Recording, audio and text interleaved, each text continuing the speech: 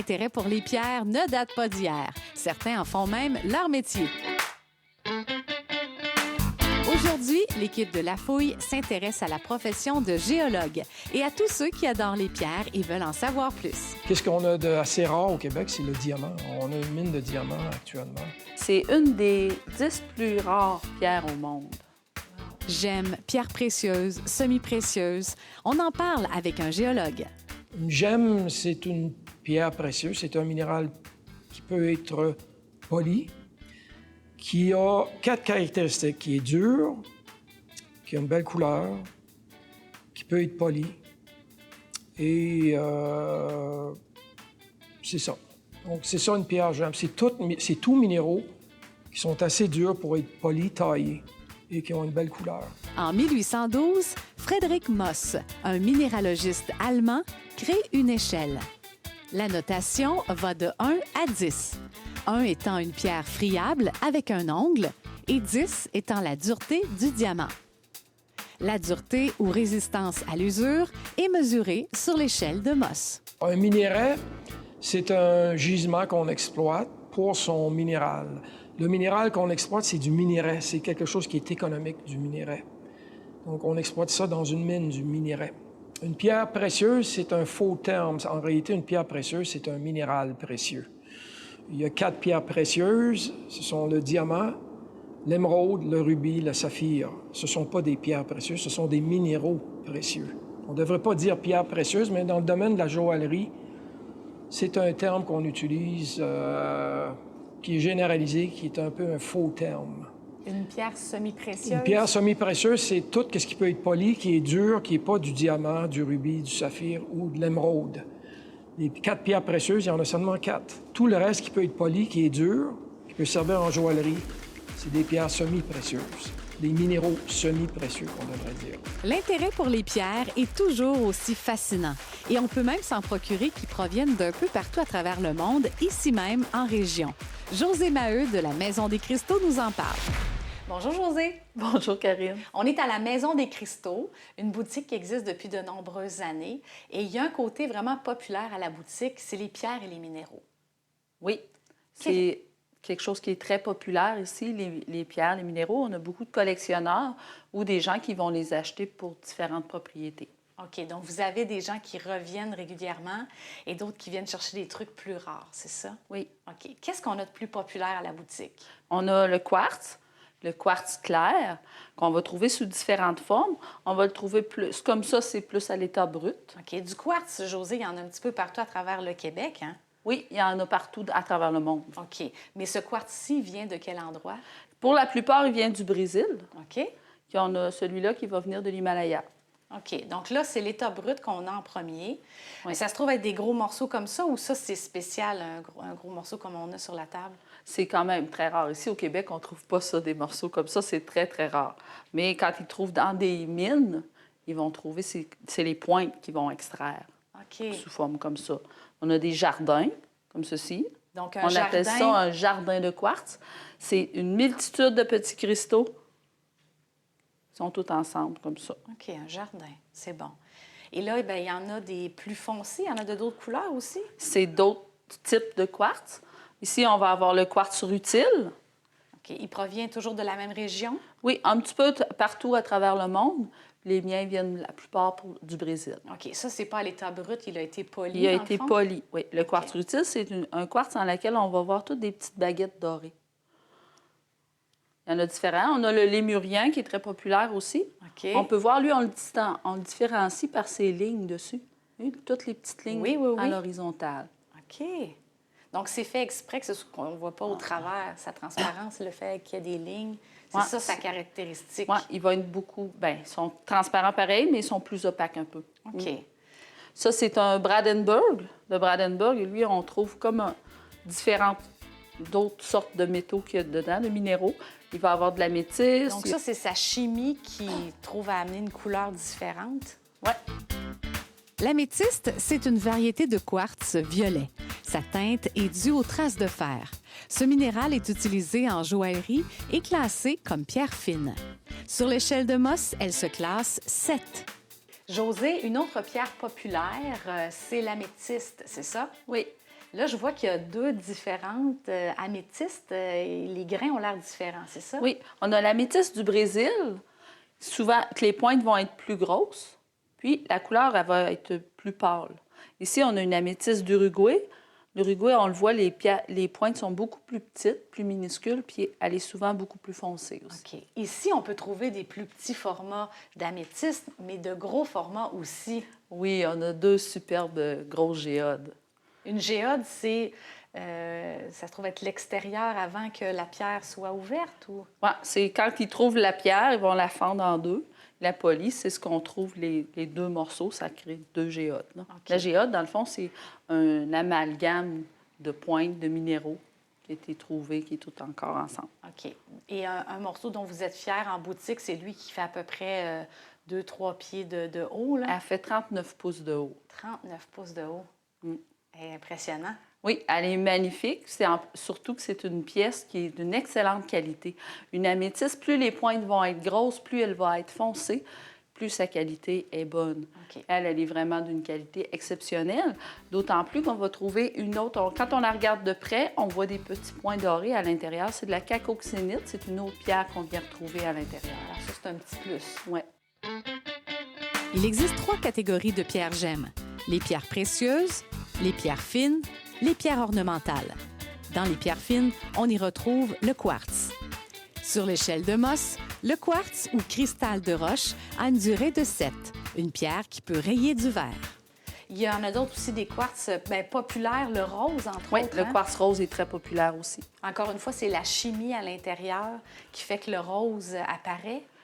Oui, ça va être différents minéraux, différents métaux qui vont faire... Mais ça se fait tout dans la terre.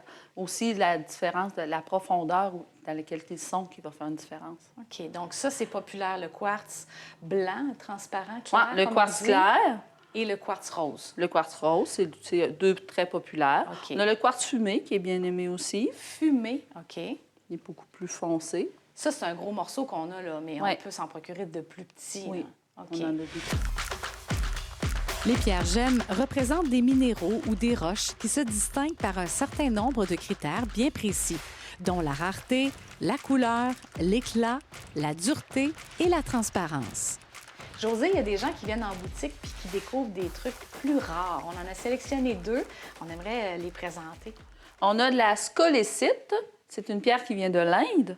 Ce morceau-là, il est d'une beauté exceptionnelle. On peut voir toutes les petites baguettes qu'il contient, là. Et elle est belle de tous les côtés.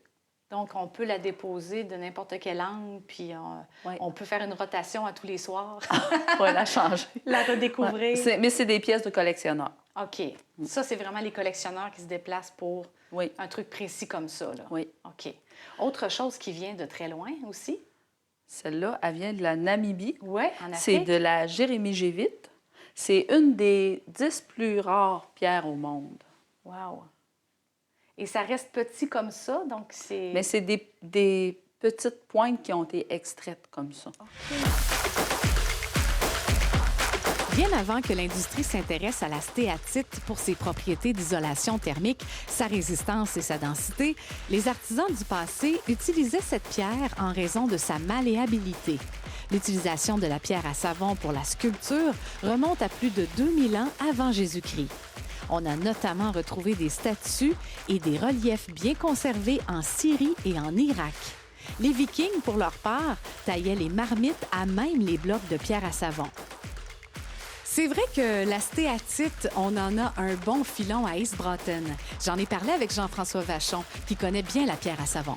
La composition de la stéatite, c'est quoi? La pierre à savon va contenir là, environ de 50 à 80 de talc, dépendamment de sa dureté, dépendamment d'où ce qu'elle vient dans la carrière. Puis même dans un bloc, ça peut varier. Donc, le talc fait que la pierre peut résister à très haute température. Puis c'est ça qui va la rendre un petit peu plus molle qu'une pierre, une pierre qu'on va trouver en région ici, OK. là, soit un granit ou... Quand on dit molle, c'est plutôt malléable, dans le fond? C'est parce qu'on peut... C'est ça, c'est une pierre qui a une dureté là, d'environ 4 sur l'échelle de Mohs. Fait que c'est beaucoup plus tendre qu'un granit. On est capable, si on veut, de la rayer avec un couteau ou quelque chose. on va être capable de la graffiner. Pour ses qualités esthétiques et plastiques, elle est encore prisée par les sculpteurs, comme en témoigne l'art inuit. Josée, on découvre que des pierres, il y en a un petit peu partout à travers le monde, mais aussi très près d'ici, en Beauce, dans la région d'East-Broughton. Il y a de la stéatite. Oui, La stéatite, c'est de la pierre à savon, c'est ça? c'est ça, oui. Et il y a quelqu'un qui vient vous porter des sculptures faites de stéatite. Oui, ce sont des sculptures de M. Alain Gosselin. C'est lui-même qui les a sculptées. Donc, lui, il amène vraiment Ouais, il va prélever sa pierre, sa stéatite. Il habite tout près de là, tout près de la mine. Puis, il fait différentes sculptures. Donc, vous avez des clients qui viennent chercher des représentations Oui, comme ça. bien, c'est bien aimé parce que c'est des produits locaux. Hein. C'est fait par un artisan d'ici. Fait que ça, les gens aiment ça beaucoup. Bien, merci beaucoup pour ces belles découvertes, Josée. Et ça m'a fait plaisir. Longue vie à la Maison des Cristaux. Merci. Chaque année, les géologues du ministère réalisent des travaux de cartographie géologique afin d'évaluer le potentiel minier au Québec. On n'est pas unique. Qu'est-ce qu'on exploite au Québec? On peut le retrouver dans d'autres pays aussi. Qu'est-ce qu'on a d'assez rare au Québec? C'est le diamant. On a une mine de diamants actuellement au Québec, au nord du lac Mistassini, qui exploite les diamants. C'est Stornoway Diamonds, la compagnie. C'est des diamants de qualité pierre-gemme, on devrait dire minéraux-gemme. Mais c'est pas tout le monde qui sait ça, qu'on a une mine de diamants au Québec. On en a aussi ailleurs au Canada, mais au Québec, on en a une mine de diamants. C'est quelque chose qui est assez rare dans le monde, à part l'Australie, l'Afrique du Sud. Les diamants, on n'en trouve pas partout, c'est sûr. Donc, en résumé, on n'a pas besoin de voyager à travers le monde pour retrouver des minéraux et des pierres et tout ça. On a tout ça ici même au Québec, au Canada, en fait. Oui, même on a trouvé de l'émeraude, qui est peut-être pas de qualité pierre-gemme, mais il y en a au Canada. On a du jade au Canada, en Colombie-Britannique. On a un peu de tout, pas nécessairement exploitable, qui devient du minerai, mais on en a un peu de tout. On peut en trouver partout. Il y a une pierre, je ne sais pas si c'est une pierre, mais qu'on appelle jade, mais c'est pas du jade, c'est de la néphrite, c'est ça? C'est ça. Qu'est-ce qui fait qu'on appelle ça jade néphrite et non pas juste jade? Jade, c'est un terme, c'est un terme qui englobe deux minéraux, la jadéite et la néphrite. La jadéite et la néphrite ne font pas partie des mêmes familles de minéraux, mais ils ont les mêmes propriétés, c'est-à-dire ils sont assez durs, ils peuvent être polis, ils sont beaux quand ils sont polis, ils sont verts. La jadéite est plus précieuse que la néphrite. La néphrite, on en trouve dans la région. On en a trouvé chez l'Arbre chrysotile à Black Lake. Peut-être pas exploitable, mais il en existe ici, associé à de la serpentine. Ça, c'est de la néphrite. La jadéite, elle, on n'en trouverait pas ici. Pour ça, il faut aller au nord de la Colombie-Britannique. Encore une fois, associé à des mines d'amiante en Colombie-Britannique qu'on appelle la mine Cassiar, qui est maintenant fermée. Associé à ça, on a des chercheurs de jadéite. Et les Chinois viennent chercher toute cette jadéite-là. La plupart est vendue en Chine parce qu'ils font des grosses sculptures avec la jadéite. Très peu de travaux d'exploration ont été effectués au Québec pour les autres pierres gemmes. Cependant, des collectionneurs ont toujours été à la recherche de pierres gemmes, notamment dans des secteurs comme le Mont-Saint-Hilaire, l'Outaouais ou la Gaspésie. Comme vous avez pu le voir, bien des choses peuvent se retrouver sous nos pieds. Les sous-sols de Chaudière-Appalaches sont bien remplis. Suffit de garder l'œil ouvert.